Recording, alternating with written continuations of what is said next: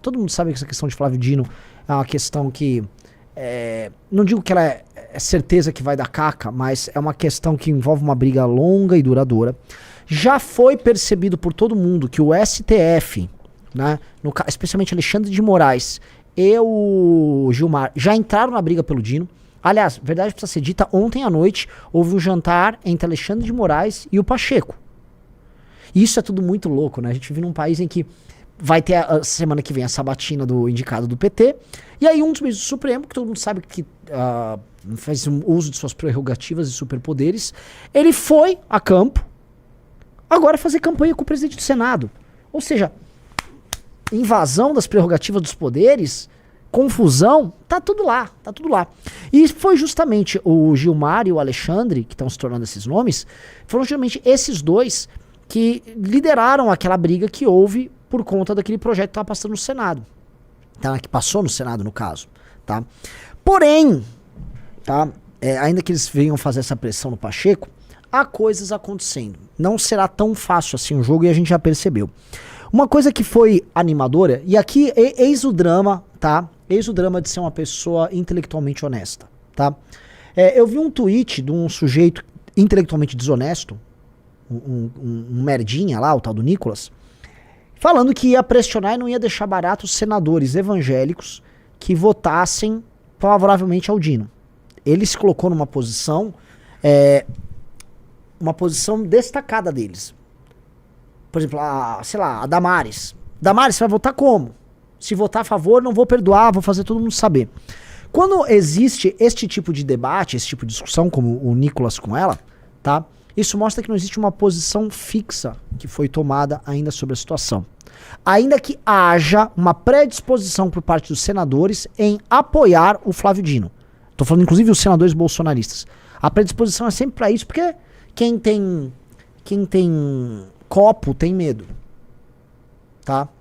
Vocês não vou falar palavrões aqui, tenho que cortar o programa. Então todo mundo tem medo lá.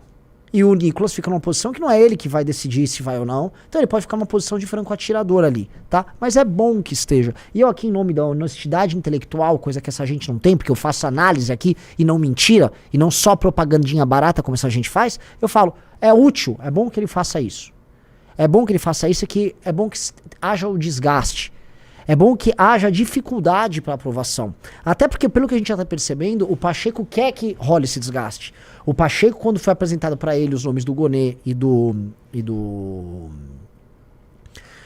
Dino, o Pacheco falou, o governo vai ter que trabalhar. Qual foi o recado que ele deu? Não vai ser aquela coisa automática que todo mundo está acostumado. Não será. Isso quer dizer que o Dino não vai passar? Eu acho que, enfim, um milagre mexeria nesses termos. Mas isso quer dizer que vai ter um determinado jogo. Um jogo em que o Dino vai ter que ceder em uma série de assuntos. Em que o arranjo do STF vai ceder em um determinado número de assuntos. E aí me parece que está havendo uma nova estratégia por parte de senadores, especialmente desde o governo Bolsonaro. E qual é essa estratégia? Antigamente o presidente mandava e o Senado só referendava. E a grande discussão vinha antes de mandar o nome. Então havia uma grande discussão sobre quem será o nome do Temer, quem será o nome da Dilma. E aí manda e os caras referendam. Beleza. Desde o Bolsonaro, não. Não apenas há uma discussão prévia, mas há um acordo sobre como esse cara vai agir. É o caso do Cássio Nunes. O Bolsonaro colocou um cara com nítidas, claras e óbvias ligações com o Partido dos Trabalhadores. Normalmente com o próprio José Dirceu. E o cara foi colocado lá. Depois o Cássio Nunes. E aí eles têm uma determinada agenda pra tocar. A agenda que ambos participaram foi, por exemplo, a agenda do fim da Lava Jato. Quando foi colocado agora, já no governo Lula, o advogado Lula, o Zanin, ele teve que fazer um pacto lá com os tais dos conservadores e tal, e no meio do pacto, obviamente há alguma coisa envolvida, algum tipo de anistia com eles, especificamente nas votações dele, mas há também algo específico à agenda, aparentemente de costumes, que se não foi empurrado a ele, e ele eventualmente professa uma parte dessa agenda, ela ficou convencionada. E parece que eles vão tentar fazer a mesma coisa agora nesse caso. Ou seja, é o Dino, vai passar o negócio, o Dino vai ter que sentar e se compor conosco. O que seria essa composição? Onde está essa composição?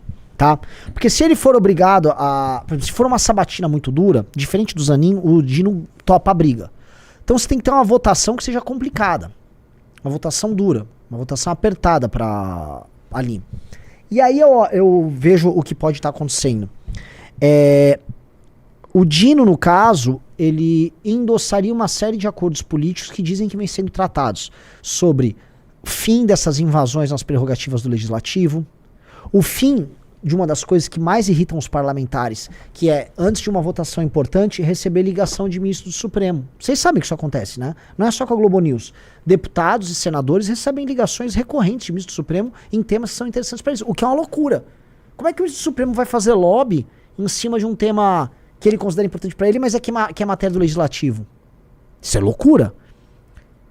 Ou recados dados na imprensa, ou através de interlocutores, que por vezes soam quase como pressão. Se você, if you know what I mean, tá? Tô sendo bem polido aqui. Então, a briga não tá, a briga tá mais profunda do que essa briga que a gente imagina. E acho que ali pode ser gestado algum tipo de acordo de convivência, restabelecendo algum critério. Porque hoje tá sem critério nenhum. Hoje o critério básico, na verdade, é força. O STF vem com a força, os outros vêm com a fraqueza e ele se impõe. E pode ser que saia daí algum arranjo que seja, vamos dizer, melhor para um país que está em crise institucional como o Brasil. Tá? Isso resolve as coisas? Não acho que isso resolva nada no longo prazo. Tá? Porque as coisas vão se rearranjar.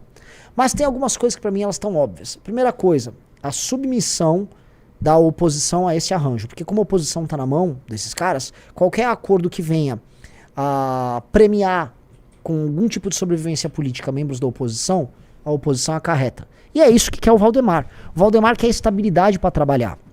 E cada vez mais eu falo o nome do Valdemar aqui.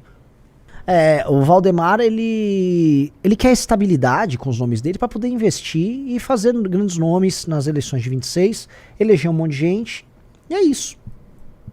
Basicamente, o que o Valdemar quer é estabilidade. Ele não quer que fique caçando mandado de ninguém.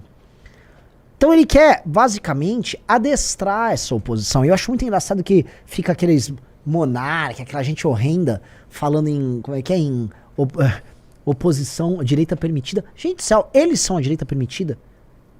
Porque eles estão na mão dos outros. Desenvolva com clareza. Esses caras são a direita permitida porque eles cometeram tantos erros, e muitos deles cometeram crimes no caminho, que eles estão na mão dos caras do STF. E é literalmente permitido porque o STF pode decidir o fim deles a qualquer momento.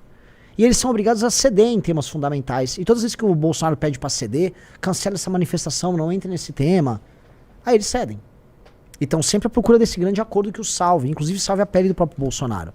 Chamar a gente de direito permitida é um erro por si só, porque a gente não tá na mão de ninguém, isso é a primeira coisa. 2, a gente faz oposição a todo mundo, incluindo os próprios bolsonaristas, e foi assim durante o governo Bolsonaro, com a BIM, com PF, com perseguição, com gente do Judiciário, do Ministério Público ligado a eles perseguindo. E é assim com o próprio governo atual e com o STF, mesma treta, mesma coisa. Mesmíssima coisa, nossa postura nunca mudou. O fato da gente não estar sendo preso é que nós não somos burros.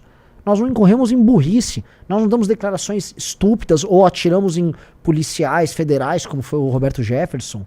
Não falamos que vamos carregar pela cabeça ministro do Supremo. Não organizamos a marcha de 300 pessoas na frente do STF para tocar rojão na frente deles. Quando foi para defender e passar a redução de poderes deles no legislativo, a gente atuou. E isso foi vetado pelo Bolsonaro. Isso estou falando dos caras ali. Tá? E nós nunca tivemos dentro da máquina, nós nunca encontramos a máquina, nacos importantes da máquina pública, para falar que nós somos parte ou autorizados pelos caras.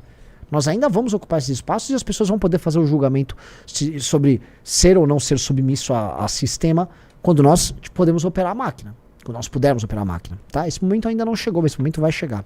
E aí vocês vão poder julgar a gente.